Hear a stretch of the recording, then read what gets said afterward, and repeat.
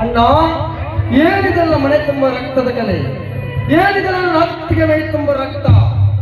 ನನ್ನ ಕುಮಾರನಿಗೆ ತಾಯಿ ಉಡದಲ್ಲಿ ಮಲಗಿದ್ದಾನೆ.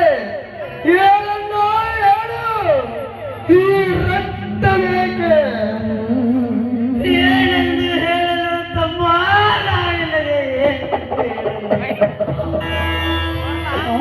ಯಾವ ಪಾಪಿ ಸತ್ತಿಲ್ಲದೆ ಬಂದು ಇವರಿಗೆ ಗುಂಡು ಹಾಕಿ ಹೋಗಿದ್ದಾನಪ್ಪ.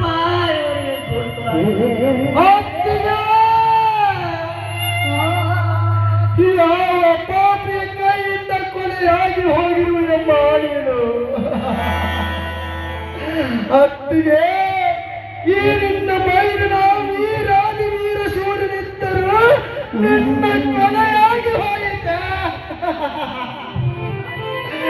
ಕುಮಾರ, ಅತ್ತಿಗೆ ಧಿಕ್ಕಾರವರಲ್ಲಿ ನಿನ್ನ ಹತ್ತು ಸೂರತನಕ್ಕೆ. ಅತ್ತಿಗೆ, ಕುಮಾರ ಹುಟ್ಟಿದ ಕ್ಷಣದಲ್ಲಿ ನಾನು ಪೊಲೀಸ್ ಅಧಿಕಾರಿಯಾಗಿ ಬಂದಿದ್ದೇನಮ್ಮ. ಎದ್ದೇಳಮ್ಮ, ಎದ್ದೇಳು. ಮೊದಲು ನನಗೆ ಆರತಿ ಮಾಡಿ ಈ ಮನೆಯೊಳಗೆ ಕರೆದುಕೊಳ್ಳಮ್ಮ, ಈ ಮನೆಯೊಳಗೆ ಕರೆದುಕೊಳ್ಳು. ಕುಮಾರ, ಈ ನನ್ನ ಅಧಿಕಾರದ ಸಮಿತಿಯಾಗಿ ಈ ನಿನ್ನ ತಂದೆ ಪೊಲೀಸ್ ಬಟ್ಟೆಯನ್ನು ತಂದಿದ್ದಾನೆ. ಎದ್ದೇಳು ಕಂಡ, ಎದ್ದೇಳು.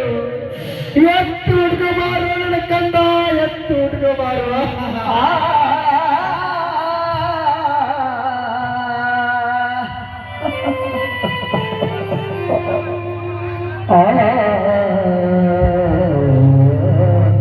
ಹೇಳು ಅರ್ಜುನ, ಎದ್ದೇಳು.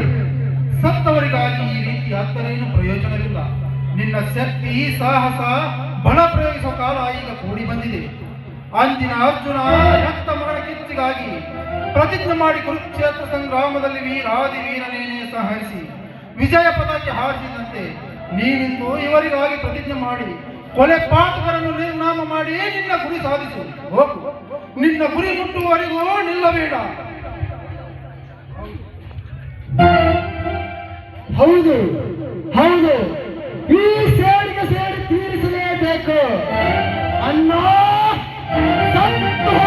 ಅತ್ತಿಗೆ ಕುಮಾರನ ಮೇಲೆ ಹಾಗೆ ಮಾಡಿ ಹೇಳ್ತೇನೆ.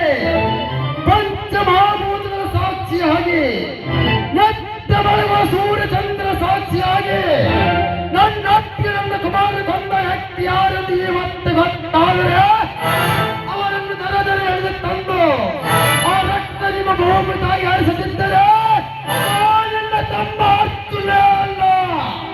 ತಮ್ಮ, ಹೌದಣ್ಣ, ಹೌದು.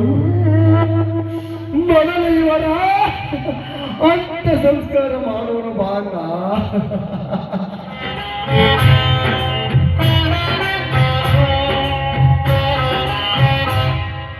ಜೀವ ಜ್ಯೋತಿಯೇ ಜೀವ ಜ್ಯೋತಿ, ನನ್ನ ಒಂಟಿಯಾಗಿ ಬಿಟ್ಟು ಹೋದೆ ಯಾವ ನೀತಿಯೇ. ಜೀವ ಜ್ಯೋತಿಯೇ ಜೀವ ಜ್ಯೋತಿ, ನನ್ನ ಒಂಟಿಯಾಗಿ ಬಿಟ್ಟು ಹೋದೆ ಯಾವ ನೀತಿಯೇ. ಒಂಟಿಯಾಗಿ ಬಿಟ್ಟು ಹೋದೆ ಯಾವ ನೀತಿಯೇ.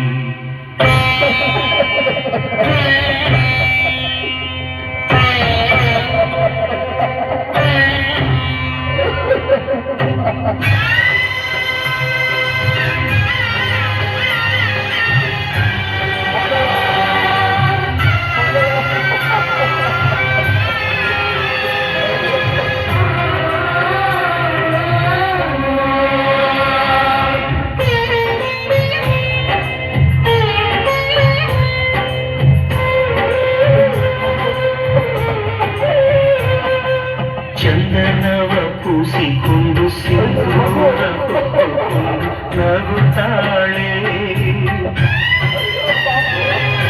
ಮಲ್ಲಿಗೆ ಪಲ್ಲಕ್ಕಿಗೆ ನಾನೇ ಒಡತಿಯನ್ನು ಮೆರೆತಾಳೆ.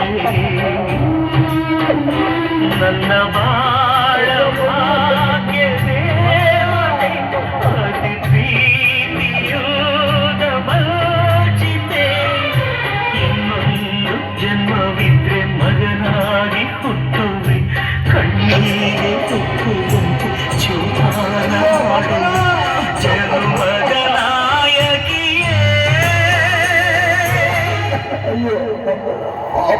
ತೀರ್ಥಯಾತ್ರೆಗೆ ಸುಖವಾಗಿ ನೀನು ಹೋಗಿ ಬಾರು ಜೀವ ಜ್ಯೋತಿ